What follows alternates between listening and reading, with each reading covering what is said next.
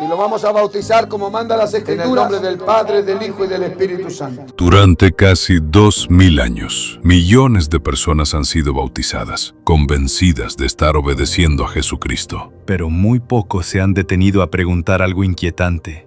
¿De verdad nos bautizamos hoy igual que los primeros cristianos? ¿En qué momento cambió la práctica apostólica y quién tuvo la autoridad para hacerlo? Si retrocediéramos al siglo I, si observáramos a Pedro, a Pablo y a los inicios de la Iglesia, ¿veríamos el mismo bautismo que vemos hoy?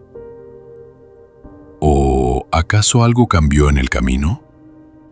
Piedad TV Network presenta Jesús, nombre sin igual, el verdadero bautismo, documental bíblico.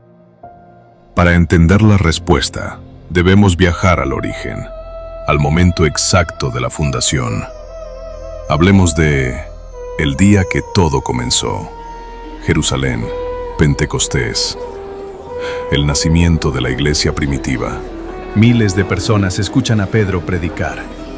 El mensaje los confronta y hacen la pregunta más importante de sus vidas. Y oyendo esto, se compungieron de corazón y dijeron a Pedro y a los otros apóstoles: «Varones hermanos, ¿qué haremos?» Y Pedro les dice: «Arrepentíos y bautícese cada uno de vosotros en el nombre de Jesucristo». Hechos 2, 37 a 38. Pedro no inventó una nueva ideología. Tomó el mandato de Jesucristo en Mateo 28, 19 y lo llevó a su cumplimiento. ¿De qué manera? Por la revelación más grande, el único nombre dado para salvación. La predicación de Pedro no fue un accidente ni una acción aislada. No fue un discurso normal, fue bajo la llenura del Espíritu Santo. Tal vez alguien piense, eso ocurrió solo una vez, pero la historia no termina en Pentecostés. De hecho, al revisar el libro de los Hechos, descubrimos algo innegable, un patrón que se repite. El mismo modelo bautismal aparece en otros lugares, con otras personas y bajo circunstancias totalmente distintas. Solamente eran bautizados en el nombre de Jesús. Hechos 8:16. Samaria, una región dividida, y aún así, el bautismo lleva el mismo sello, el nombre de Jesús. La puerta se abre a los gentiles con Cornelio, un oficial romano. Aquí Pedro tenía la excusa perfecta para cambiar la fórmula, pero observa bien lo que sucedió. Y mandó bautizarles en el nombre del Señor Jesús. Hechos 10:48. Pedro no cambia el bautismo para los gentiles, no lo adapta. Los mandó bautizar en el nombre del Señor Jesús. Y años después, en Éfeso, Pablo encuentra discípulos que necesitaban la revelación completa. Y como oyeron esto, fueron bautizados en el nombre del Señor Jesús. Hechos 19:5.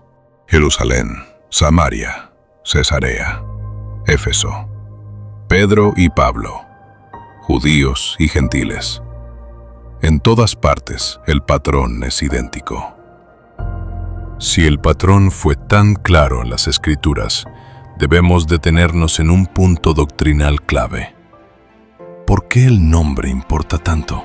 En el lenguaje bíblico, el nombre no es una decoración, representa identidad, autoridad total y señorío.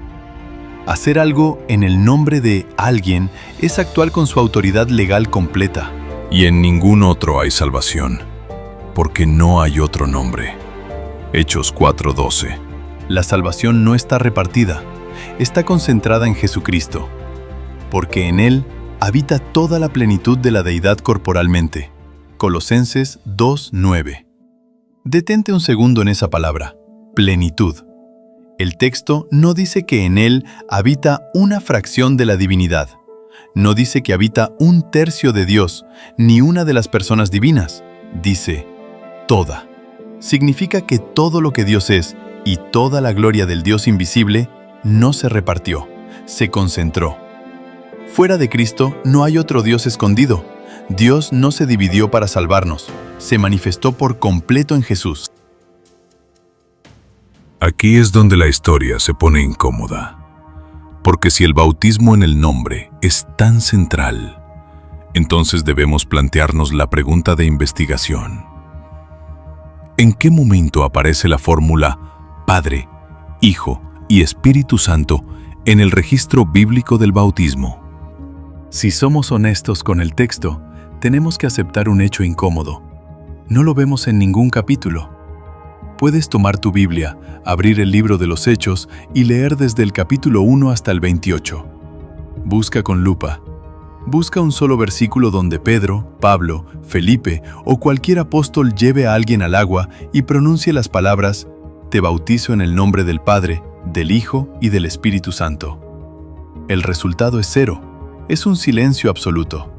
Ni una sola persona en la historia bíblica fue bautizada repitiendo esos títulos. Lo que sí encontramos documentado una y otra vez, sin variación, es la ejecución del mandato. Vemos a los apóstoles invocando el nombre, porque ellos entendieron lo que nosotros olvidamos, que Padre, Hijo y Espíritu Santo no son nombres propios, son títulos, y que el único nombre que da identidad a esos títulos es el precioso nombre de Jesús. Y aquí entra el gran ¿por qué?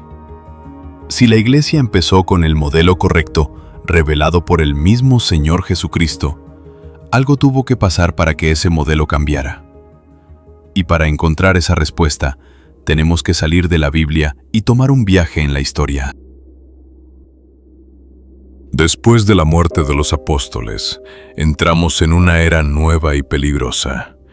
Llegamos al momento histórico cuando la Iglesia cambió, no porque el Evangelio perdiera poder, sino porque la política del Imperio Romano empezó a entrar en la Iglesia.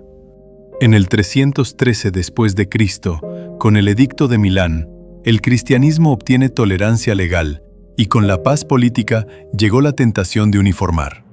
En el siglo IV, cuando el imperio busca estabilidad, la doctrina se vuelve política. En el año 325 después de Cristo, el emperador Constantino convoca el Concilio de Nicea. Pero hay que entender el contexto. Constantino no era un teólogo buscando la verdad bíblica. Era un político buscando unificar un imperio fracturado. No buscaba avivamiento, buscaba orden. Allí, la Iglesia y el Estado se dieron la mano.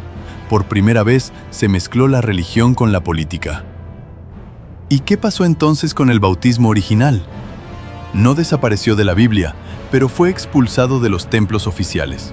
Fue reemplazado, pero el golpe de gracia llegó unas décadas después. En el 380 después de Cristo se firma el Edicto de Tesalónica. Con este decreto, el emperador Teodosio ya no sugiere, sino que impone. Declara que la fe trinitaria y sus fórmulas es la única religión lícita del imperio. Cualquier otra práctica, incluyendo el bautismo apostólico original, fue etiquetada bajo un nuevo y peligroso nombre: herejía. El bautismo dejó de ser el acto personal de invocar el nombre de Jesús para el perdón de pecados y se convirtió en un protocolo litúrgico, una repetición de títulos para alinearse con la ley imperial. Lo que era la práctica viva, real y poderosa del nuevo nacimiento quedó fuera del estándar institucional.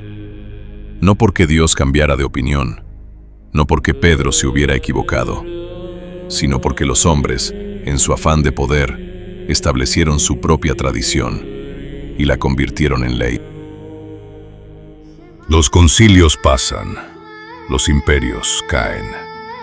Las tradiciones se desmoronan con el tiempo. Pero la Biblia sigue intacta.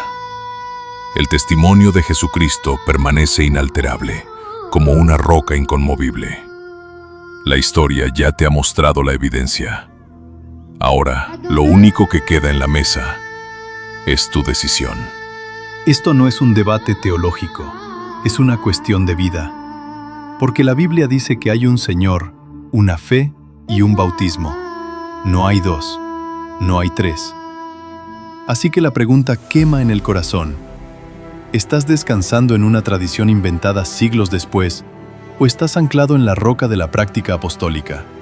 Esto no es un llamado a pelear con tu pasado religioso. Es un llamado a despertar. Se trata de tener la valentía de volver al origen, a la fuente pura. Antes de las leyes humanas, antes de Roma, antes de los cambios. Se trata de atreverse a hacer la misma pregunta que hizo aquella multitud desesperada en el día del Pentecostés. Varones hermanos, ¿qué haremos? Y la respuesta de Dios, retumbando a través de los siglos, sigue siendo la misma. No ha caducado ni una sola letra. Arrepentíos y bautícese cada uno de vosotros en el nombre de Jesucristo para perdón de los pecados. La puerta está abierta. No mires a los lados, no mires atrás. Es hora de volver. Volver al libro de los Hechos. Volver al modelo original. Volver al poder del nombre. Jesucristo es el mismo, ayer y hoy y por los siglos. Hebreos 13:8. Y si Él no cambió, ¿quiénes somos nosotros para cambiar el camino que Él nos dejó?